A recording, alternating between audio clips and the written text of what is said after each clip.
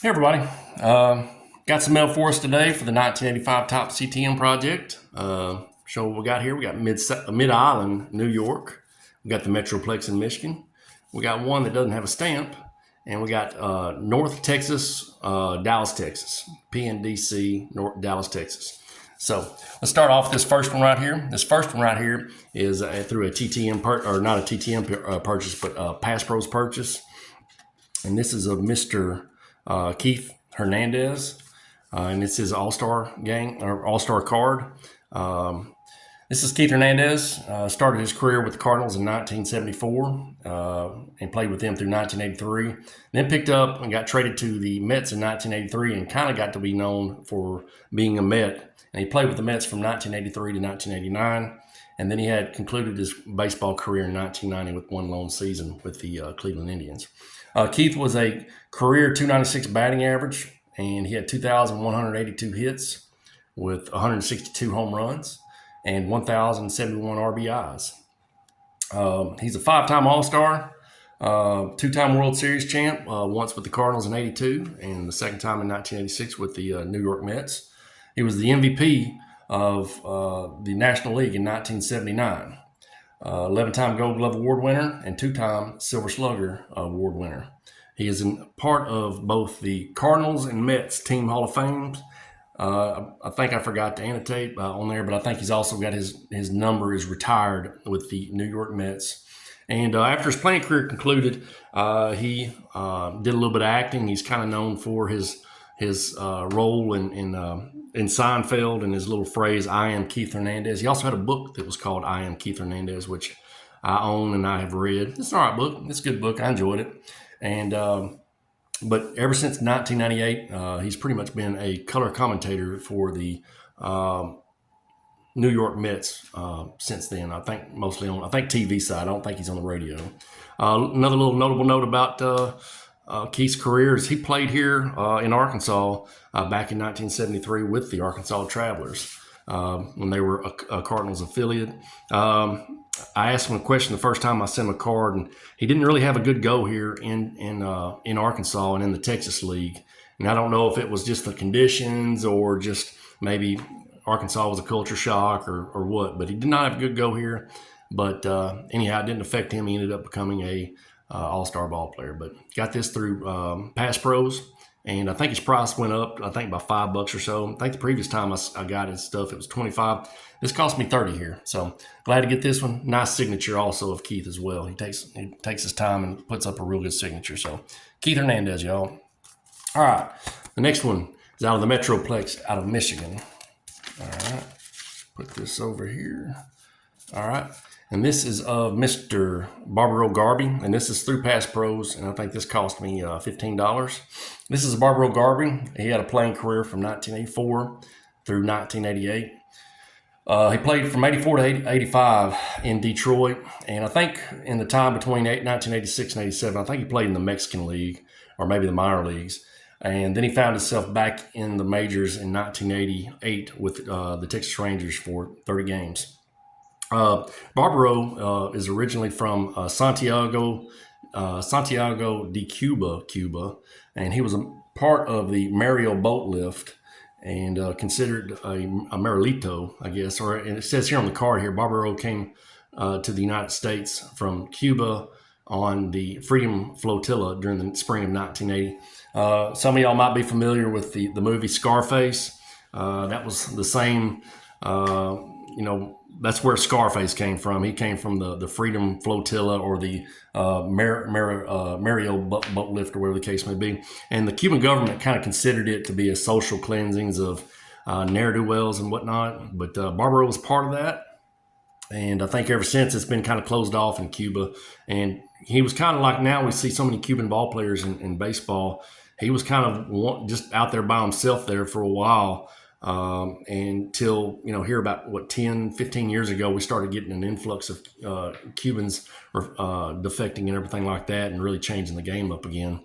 So, but anyhow, he was found in the refugee camp while he was there and signed by the Tigers.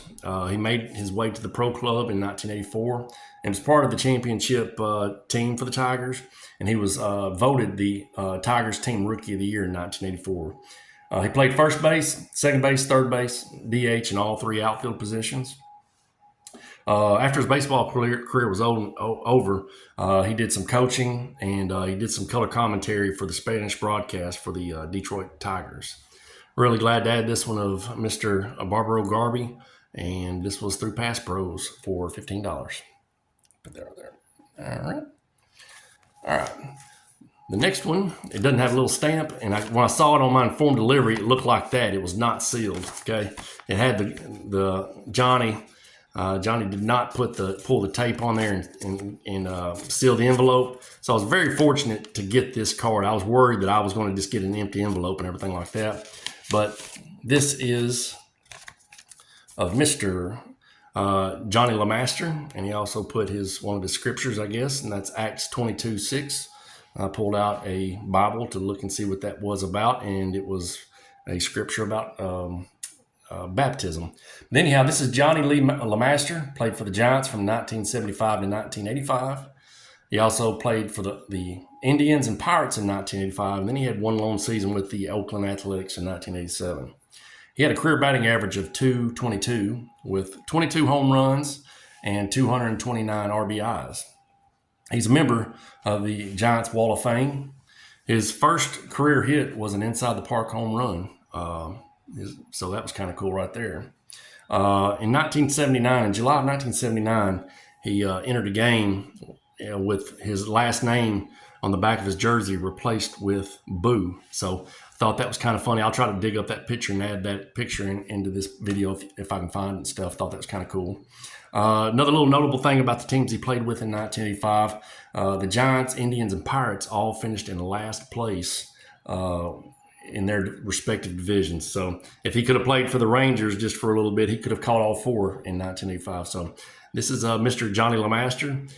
This was out of Kentucky. I think it was Pikeville, Kentucky, and this was free. So really happy to get this one of Mr. Johnny LeMaster. All right. Last one right here is out of North Texas. You can tell by I can tell by the stamp here that this one has been out for some time. I was checking my other cards, and the first time I used that stamp was back in June of last year. So this one's probably been out for about 9, almost 10 months. So really happy to get this one back.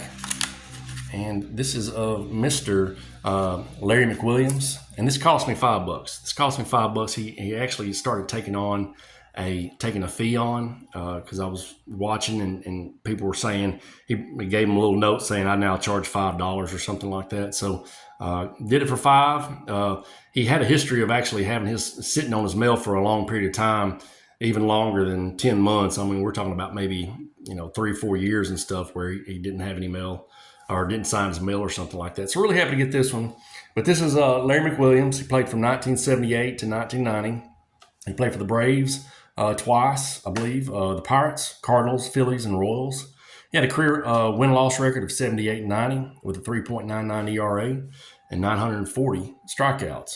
Larry McWilliams also stands at 6'5" and was nicknamed by one of my favorite players back of the era, catcher Tony Pena, Spaghetti, because I guess of his long legs and everything like that.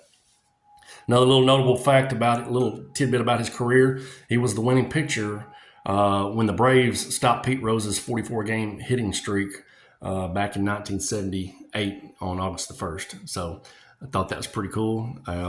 And also another little thing that I came across while researching my cards and everything like that is he appeared on Mr. Johnny LeMaster's podcast, A Shortstop with a Shortstop, and I came across, and I guess they got to be really good friends while Johnny was a teammate with McWilliams in 1985, and I came across that, and I thought that was kind of neat that I came across that. So yeah, but anyhow, small world, and I get both those guys in the same video. So all right, folks, well, that concludes the video pretty much, but we'll do my little countdown that I always do here if I slide them on over. Last video we had 374, so that's 375, 76, 77, and 78. All right, 378, we're doing pretty good. Pretty happy about that. The baseball season's underway. The minor league baseball season's underway. I got my little scorecard here from the game and kept score while my Travelers had a walk-off against the Tulsa Drillers last week. Just it's a great time for baseball, and happy to be able to watch it and collect it and everything like that. Folks, y'all take care and have a happy Easter, and talk to you later. Bye.